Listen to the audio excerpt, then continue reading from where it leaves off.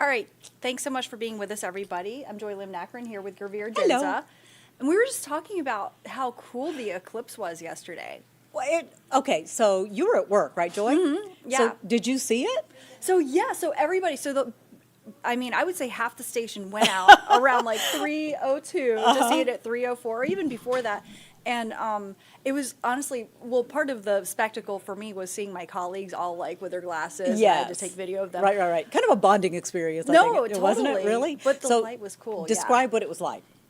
Well, I felt like it was just like this eerie light, and I thought it was so cool. So I actually ended up going to a different area where nobody else was, so I could just kind of take in the eeriness. Yes. I thought it was, but I'm a person who loves Halloween and that kind of stuff, so I liked it. You know, it's so crazy because I didn't see this one. I took my girls and I went to Nashville, Tennessee, which had totality in 2017. Yeah. So we drove up to Nashville and watched it with my parents, which was absolutely great. I've got these great pictures of my little ones and my parents in their 80s, looking up at the sky.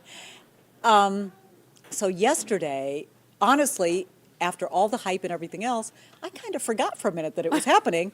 And so I walked outside to get the dogs, and everything was just still. And there was this, like you described, this very strange kind of atmosphere. And I don't know, it was very cool just even being a part of that. And I heard somebody say yesterday, they said, you know what? If you don't believe in God or believe in a higher power, when you see something, like we think we have control. Yeah. Like we control whatever, and I'm a control freak myself, so I struggle with that. But when you see something like that, we have no control whatsoever. Isn't it just incredible to know that God makes that happen? Yeah. And I want to share something with you. We have our sister station actually went out and interviewed students at Mercer University, because for them it was a real learning experience. They're all young and it's pretty cool. The next one's not going to happen until 2044, right? And they were like, oh my gosh, I'm going to be 40 years old when this happens. Hopefully they'll get to see that too. But here's a listen to what they had to say and their professor too. All right, let's play that. As the Great American Eclipse made its trip across North America, more than 700 Mercer University students like Carmen Benjamin gathered for this rare sighting. We don't really get a chance to see this, and I think the last time most of us have seen this, for me at least, I was like in 9th grade, so it's just an excellent chance to see it. Professor Dr. Matthew Malone made sure students would not forget this moment. So I heard a couple of students saying, you mean I'm going to be 40 years old when I see this again? So, because it's not going to be for another 20 years, basically. He brought out his telescopes and made sure there were enough special glasses for everyone. He says this was a big educational moment. It was great that we had so many students out and so many people interested in astronomy. Absolutely. So that's the thing. This kind of event kind of raises awareness of astronomy and of science. Until the Great American Eclipse, so many people like myself, he says, did not know much. Carmen wasn't going to let her lack of eclipse knowledge shadow her chance to learn. Please tell me you know something more about it than me. I don't. I don't know much about the whole science and astronomy thing, but it's just a good experience. In 20 years, Malone says the next eclipse will go through states like Montana and more northwest. I'm Tanya Motorzycki, WPGA News, Macon.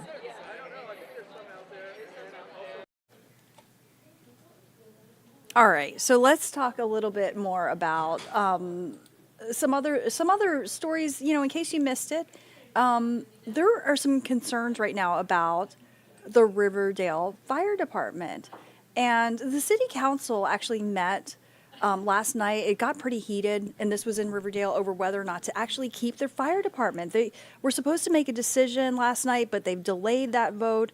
Atlanta News First Madeline Montgomery has more on this story from the Riverdale Fire Station, and people are really concerned about not having their own fire department. When you have a mom who is potentially having a stroke, seconds matter. When you have a house and your kitchen is on fire, seconds matter. Riverdale citizens fear seconds will be stolen from them if Clayton County firefighters answer their 911 calls instead of their own department. We need the fire department. We've outsourced 911. You call Clayton County, you'll put on hold sometime you'll transfer to another number. Tonight, city leaders were going to vote whether or not to use Clinton County Fire over Riverdale Fire. I'm not disbanding it. We just transferring it over to the county. But folks showed up to City Hall feeling like leaders rushed to put it to a vote without breaking down the reason for the change. It could possibly be a good decision, but at the same time, without that information shared with the community just don't know. People want to know what will happen to Riverdale's current firefighters. What's going to happen to them if they close the fire department? Where are they going to go? The mayor told us the city has already talked to the county about hiring their current firefighters. Where will that tax money go then? If we don't have Riverdale Fire, is that tax money then returned to us, or is that money allocated somewhere else? We will save pretty close to $15 million to do other things in the city. When pressed for where she got that number, Mayor Evelyn Wynn Dixon says she's estimating. This is really good for our citizens because we'll have more access to firemen, ambulances. We don't have no ambulances here. Madeline Montgomery with that report. We're going to keep following the latest developments on that story. Obviously, the controversy is ongoing.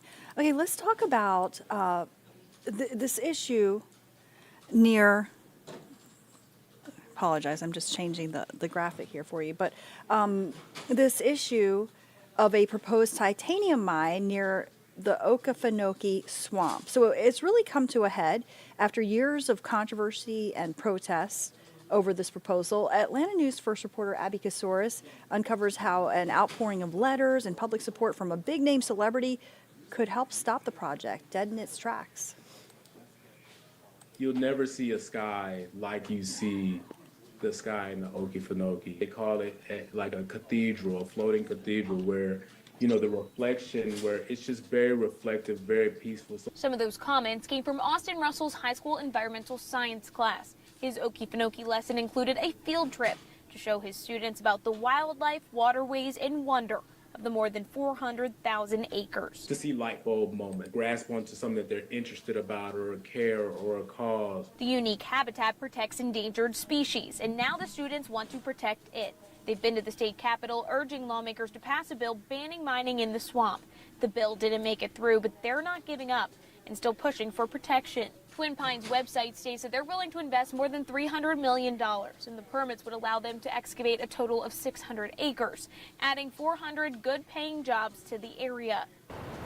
But people against mining, like Rena Peck with Georgia River Network, are here at the state capitol. With her gator and sign in tow, she's sharing research with lawmakers that mining could threaten the swamp's water levels, increase wildfire risks, and harm wildlife.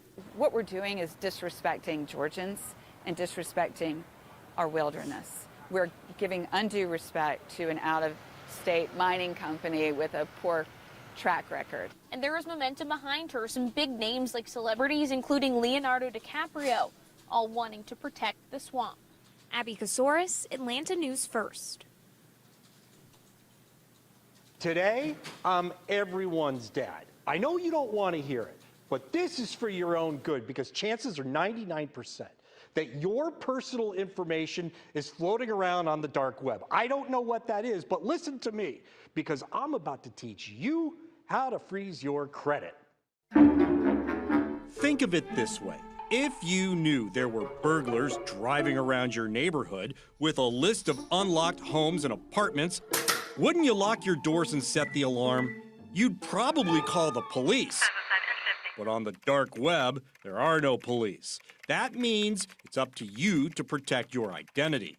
Think of your credit like a house with 3 unlocked doors. Each door is monitored by a separate credit bureau: Equifax, Experian, and TransUnion. That means if you want to prevent criminals from taking out a loan or opening a credit card in your name, you'll need to lock all 3 doors. And here's how you do it. Google each credit bureau, followed by the words security freeze. Click on this one, Manage Experian Security Freeze online. You'll need to create a free account since you don't have one, and then you'll have to answer several questions to verify it's you. In minutes, you'll find yourself at the totally free security freeze page where you can freeze your credit. Go ahead, freeze it. Door number 1 is locked. 1 down, 2 to go. This time, Google TransUnion plus security freeze and follow the steps. We're talking 5 minutes. That's all it takes to lock door number 2. You're almost there. Google Equifax plus security freeze. Place a security freeze. Go ahead, it's okay. And door number 3 is locked. What does it all mean? It means no one can take out any kind of loan or open a credit card in your name. The internet burglar is out of luck. Rats.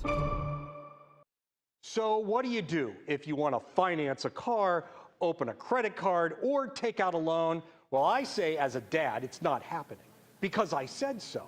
But if that's what you're going to do, call the lender before you apply and ask which credit bureau they use to pull your score. If it's Equifax, you go back to the same page where you froze it and temporarily unfreeze your credit for a set amount of time. It's so easy. And if you don't do it right, it's because you didn't listen. I'm Better Call Harry, Atlanta News First. And if you haven't done so yet, please download our free Atlanta News First mobile news app to get live updates sent right to your phone on all your top stories and, of course, First Alert weather. Have a great day.